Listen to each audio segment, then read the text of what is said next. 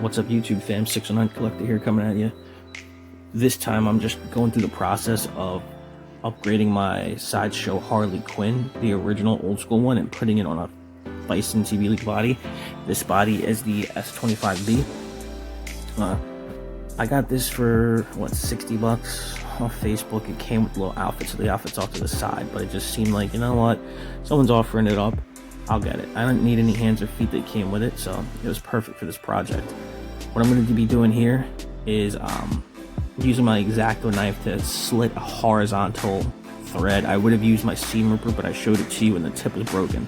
So that's all that's really going on here. You locate a thread that's going from side to side, and you just slice it. The seam ripper would have gone into that thread, and then once you got in that thread, you'd be able to go straight up and slice all the stitching like I'm going to do here.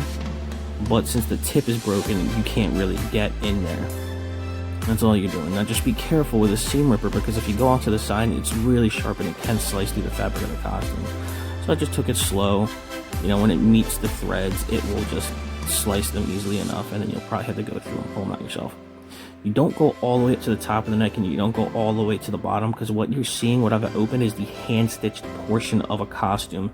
The rest of the costume is going to be done with a sewing machine, but the back is going to be left open like this so that it can be hand sewn once you get the figure in there. Now, this process, the most annoying part, what you're going to see, is me trying to pull it over the head. You know, because it's spandex, it will stretch, but this is kind of annoying, so I'm just going to kind of like skip over what I do. But all I'm going to be doing is peeling it off this stupid black gook they have in there, which was unnecessary. I guess they just wanted to make sure the costume stayed in place, but it was annoying. So I'm going to peel it off here and then just slide it over the head. And we're going to get on to the next part. And the struggle. Yeah. The reason it broke is because this little section of the plastic is just very fragile on the inside, and while it was standing on the shelf, that just kind of crumbled. So I was a little annoyed when I found that out. But once you get it off, you'll see that the gap there is all you're going to need to fit the suit over the body. So instead of trying to snug it up over there like a pair of jeans on a person, what I did was I inverted it, because you'll hear all kinds of people say it's a pain in the ass to try and slide a costume up the silicone body because of the stretchy, you know? It's not like your normal legs. So I always thought, well, then why would you just invert it and snug it up, you know? So if you pull it inside out and put it on up to the calves, and then you kind of just unroll it over the legs like this, it's a much easier process. You know, I was able to just get up there and snug it up in like a minute or two. So you're seeing that in the fast forward process. You just want to make sure that the bottom is high enough up, because then if not, then you're going to be stretching it up later.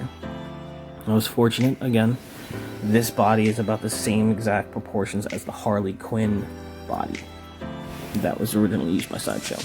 I did the same thing with the arms. Didn't really record it. The arms are the same. Turn them inside out, slide them up, and then just struggle, fight, and pull it up over the head. Alright, okay, that's pretty much it. Now the boots, on the red boot, you're going to see that little white kind of tube spot.